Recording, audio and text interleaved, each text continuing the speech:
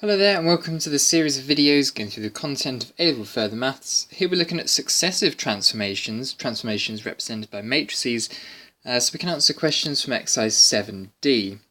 So as you remember from GCSE, when you do functions and you apply two successive functions one after the other, say you're taking x and you're doing the f function first, you get f of x as naturally you would, and then applying the function g next, you would get g of f of x, because you take the answer for f of x and you put that answer into g. So it's g f of x is how it appears, and we can always simplify by just removing the outer brackets to look like this. So it's g f of x, but notice here how the order in which this was completed, f function first and then g, has resulted in the functions being reversed. So when you apply functions to a variable x or to a number, you write them in reverse order, and hopefully you remember that from GCSE.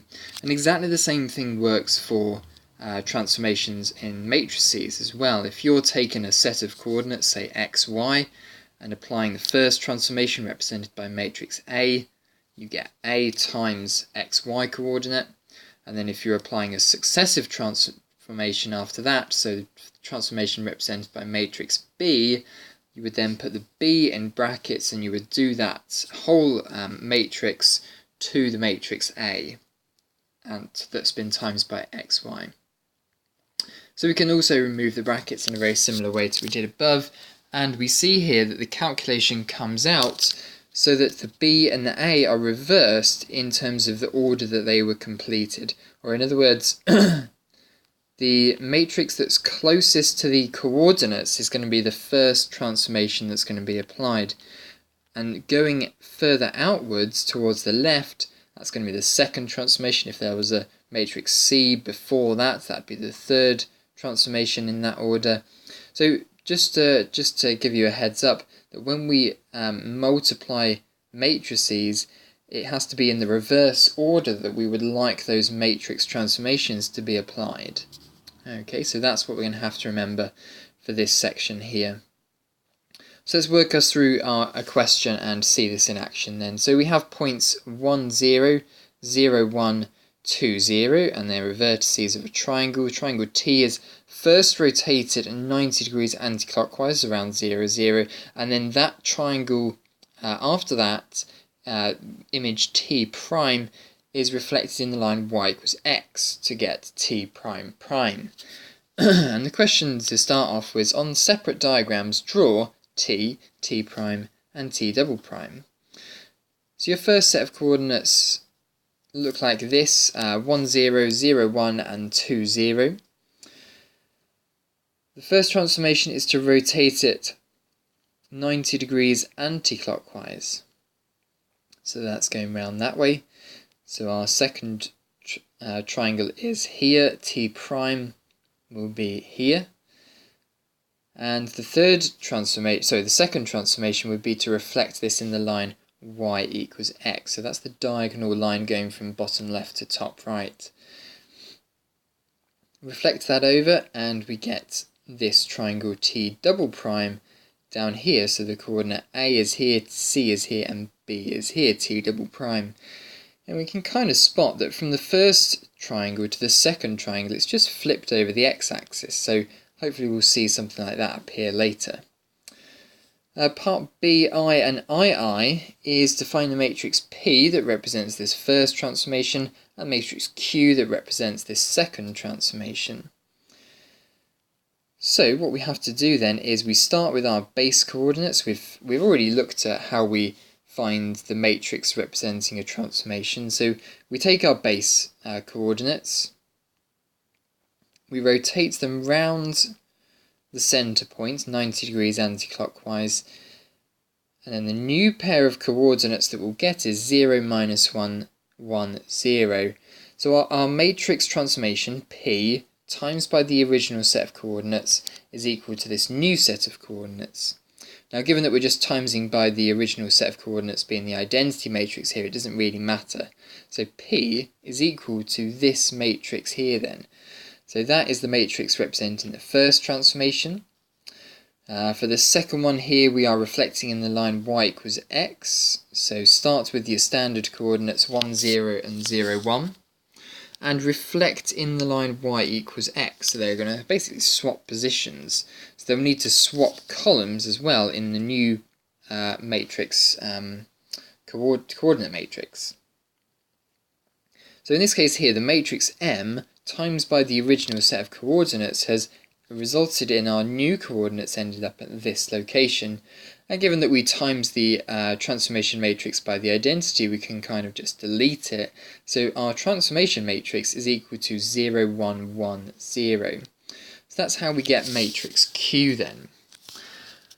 And naturally, the next question here is C, going to be, by finding a matrix product, find the single matrix that will perform a 90-degree anticlockwise rotation first, followed by a reflection in the y-axis.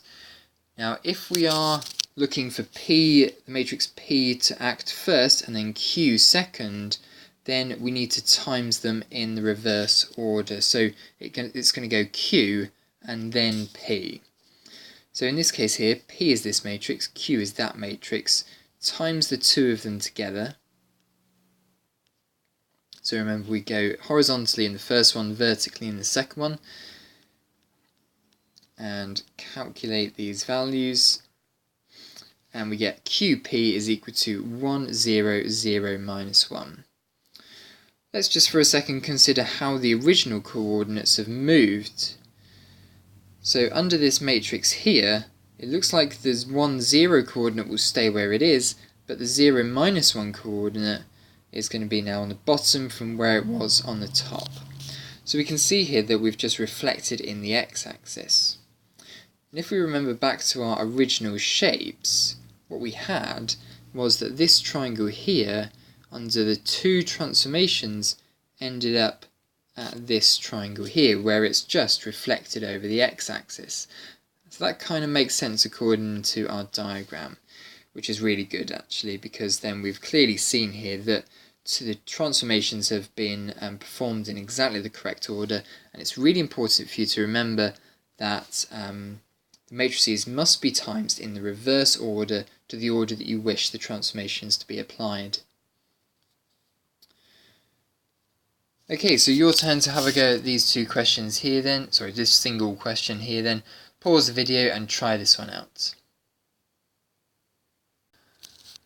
Right, well done for having a go at this one then. So let's start on question A. And question A asks for us to find the matrix that represents a rotation 90 degrees anticlockwise around 0, 0. So we're looking here to, and we always generally start off with our base set of coordinates that are 1, 0 and 0, 1. And we'll call this first matrix A, and the matrix A looks for us to rotate our set of coordinates. Let's call these points A and B. Let's not get confused with the matrix, but that should be okay. 90 degrees anti-clockwise. So anti-clockwise we'll move the first A up to here, so that'll be at 0, 1 now. The coordinate B will be down here at minus 1, 0. So in this case here, what we've happened is the original set of coordinates, A, that's the transformation matrix, times by this original set of coordinates, has sent our coordinates to 0, 1, this coordinate here first, and then the second set of coordinates is minus 1, 0. Now given that this is just the identity matrix, it's just effectively 1, so our transformation matrix is this matrix here, 0, minus 1, 1, 0. And we can do a very similar thing for a reflection in the x-axis. I'll just jump straight to the answer though. If we're reflecting in the x-axis, then it's the y-coordinates that are going to change. So it's going to be 1, 0 going down here. The x-coordinate is going to stay exactly where it is because it's reflected on the x-axis. So given that it's on the line of reflection, it doesn't move. But the y-coordinate will move down to 0, minus 1. That was the answer to part B then. The answer to part C is going to be find the single matrix that represents a rotation of 90 degrees anticlockwise around 0, 0, and then a reflection in the x-axis. Now, given that we're trying to find this, we need to order them in reverse. So it's matrix B, and then it's matrix A. So our two matrices are going to be ordered in this way. This is matrix B and this is matrix A. And we've written it this way round because we want to perform A first and then B second. So multiplying out these two, and we're going to get 0, minus 1, minus 1, 0. Okay, so there we are then. That is the matrix that represents both of these transformations. So there we are. Have lots of practice on questions from exercise 7D then. Persevere through the difficult ones. Ask your teacher for help. And yeah, thanks for watching.